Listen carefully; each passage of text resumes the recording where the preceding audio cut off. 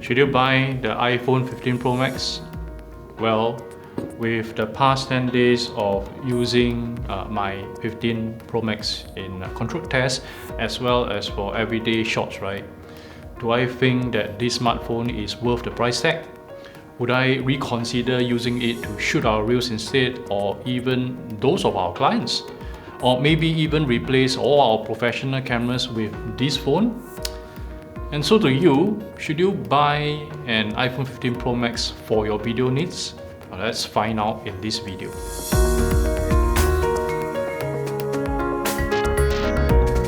So this is the video for me to talk about the iPhone 15 Pro Max. Now if you watched the previous episode of this series, right, you'll know that I've gotten another iPhone 15 Plus. So watch out for a subsequent video on the real-world video performance of that model. And be sure to subscribe to our channel so you won't miss out on that video, okay? Also link it up here or in the description when that video, along with a bunch of other comparison videos for this 15 Pro Max and that 15 Plus are out. So back to the 15 Pro Max. Now in this video, I won't be talking about the new features like the titanium chassis, the action button and all the other bells and whistles that this phone has. I'm sure you have watched perhaps half a dozen of other videos about this phone by now. So I'll just purely be talking about the video features and letting you see if this is the phone for you to take videos, be it for your work, your family or your holidays. Now these are the tests that I'll be conducting in this video.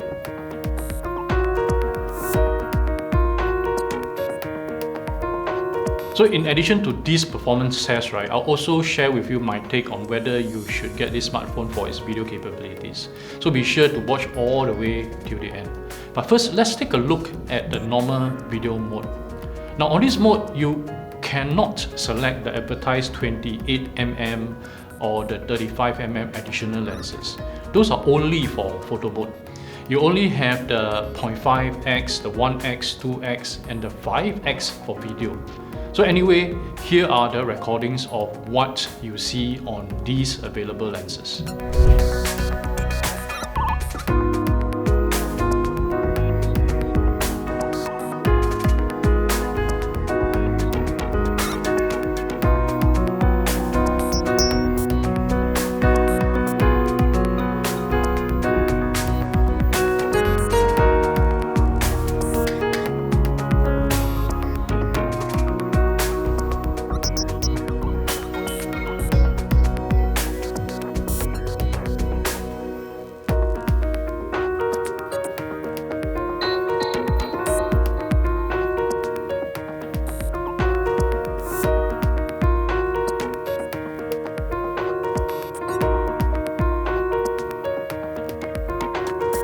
Now there's an extra macro mode that is used to take extreme close-up.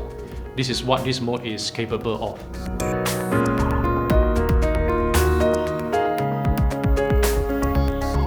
So as you can see, in bright settings like during daytime, right, all the lenses perform admirably.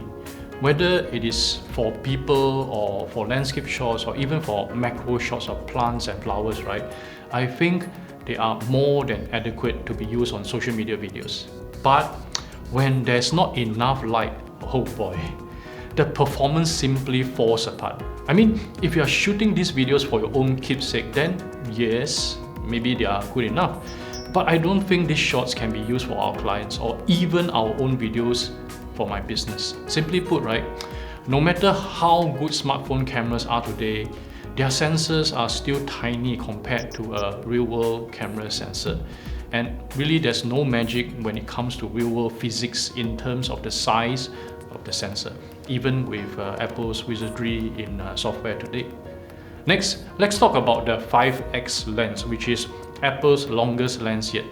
Now, unlike other telephoto lens on Android cameras which adopt a periscope design, right, Apple uses this tetrad prism design to achieve the 120mm focal length.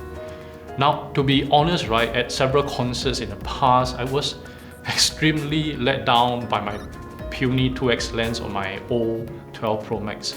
When my friends, they whip up their Samsung with the 10x zoom. I was even ashamed to be seen pinch zooming on the screen to capture the performer on stage. But now with a 5x lens, which by no means is comparable to the competitor's 10x, at least I have a roughly 120mm of zoom capability. Now for video, there's really not much real-world use cases for a 120mm lens. I mean, in my opinion, it's too long for portrait shots, which typically, right, in our work we use up to 105mm at max. And also, I mean, this is quite rare for us to use that kind of focal length. But on the other hand, it's also too short for bird or wildlife photography or for spying on your neighbors. So honestly, I don't really see a convincing need for me to switch to this lens a lot. Maybe, well, if I'm at a concert seated right at the back row, there's some use for this. But, well, I think the older 3x lens on the 14 or the 13 Pro Max is more than useful in my opinion. Nonetheless, here's what the 5x videos look like.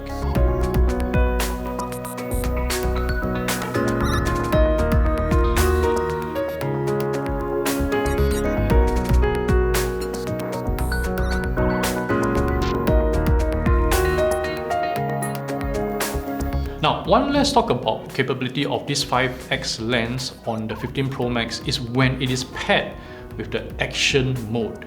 Now, normally action mode is used to take shots while in action, like this. But when we are shooting an object in the distance using the 5x lens, right, and we switch on the action mode, now this is how the footage will look like. Now, I also put up a footage with the action mode off for your comparison. So now you see another use case of the action mode on this phone. Now take note, the 5x lens is only available on the 15 Pro Max, not the 15 Pro and not the 15 Plus. So if you really shoot a lot of such shots using the 120mm focal length, right, while working around, then the 15 Pro Max is something that you should consider. Now next up is a feature that I got this smartphone for, which is the cinematic mode. Yes, we have this on the 13 Pro Max from like 2 years ago already, but remember I was using the 12 Pro Max which doesn't have this. I resisted switching to the 13 Pro Max when it launched with the cinematic mode feature, right? And again during the launch of the 14 Pro Max, but alas, I have this feature now. So if you're not familiar with what this cinematic mode is all about, right? Well, just take a look at this shot taken on our mirrorless camera. Now you see a nice blurry background against the subject, and it looks pleasing and natural, right? Now this is called bokeh, and on cameras with bigger sensors and better lenses, it's quite easy to achieve this. But on the iPhone, even something as advanced as the 15 Pro Max, there's really no way that this can be achieved optically because the sensor is just too small. So Apple cheats by computationally introducing the bokeh via software. Now the good thing about computational videography modes like the Apple cinematic mode is that the bokeh is adjustable even after the footage is taken. So on cameras, this is not possible at all. Here you see the same shot taken with a cinematic mode with a wider aperture of f2.0 and a narrower aperture of f7.1. Now with a narrow aperture, right, you won't see as much bokeh. But remember, the bokeh is fake. Now here's the shot with real optical bokeh taken on a lens with a very wide f1.4 aperture on a professional full-frame camera for comparison. Now the thing is, even when it's fake, right, well, having a bokeh will make some of your shots better looking and seem more natural. So definitely, I think it is a good feature to have. So last but certainly not least is the ProRes lock feature of the iPhone 15 Pro Max. Now before I explain what this is, right, this is how it looks with the lock mode switch on when this footage was taken.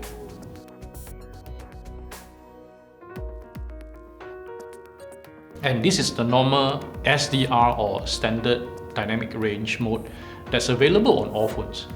And for comparison, here's the footage with HDR or high dynamic range mode switch on.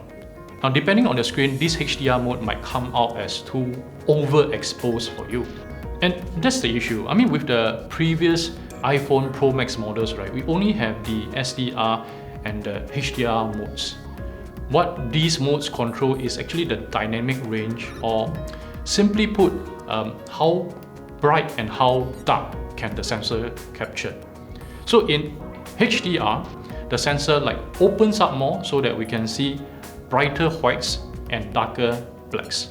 Now, without a HDR screen like on a newer smartphone, you won't be able to see the effects of the brighter whites and the darker blacks. In fact, at times, like I said, it might appear as too overexposed or underexposed. So here comes the log mode, which essentially takes the footage at the flattest tone possible. When unprocessed, the colors look washed out and flat.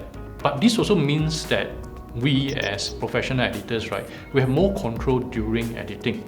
We can choose how bright the whitest white should be and how dark the darkest black should be. Log footages also have another advantage, which is the ability for us to manipulate the color palettes. So virtually any colors in the footage can be adjusted to how red is the red, how green is the green, and how blue is the blue. So essentially we can achieve outputs like this on a single log footage.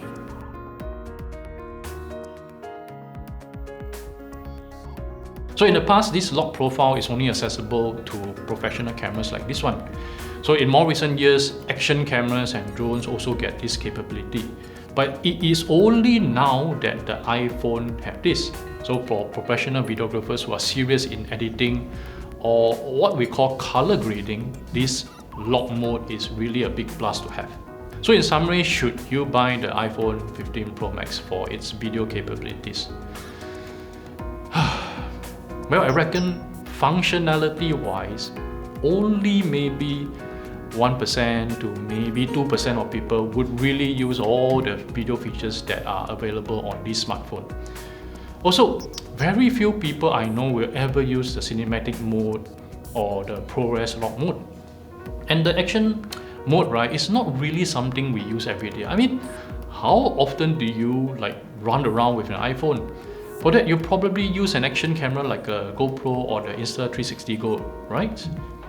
Then there is the 5x lens, which really doesn't present a lot of real-world use in my opinion. So if you think you'll be using the normal video mode most of the time for point and shoot, really I think for the iPhone 15 Pro Max, it is actually an overkill for you. The 15 or the 15 Plus are way capable enough already. Oh, do watch my take on the 15 Plus in the next episode, okay? Anyway, if you have the 14, 13, maybe even the 12 Pro Max, right, and you don't shoot professionally, I reckon you can skip spending over $2,000 plus on this iPhone 15 Pro Max. Instead, use the money to invest in a proper camera that shoots much better footages, especially if you are considering shooting more professionally for your work, your family, or even during your travels.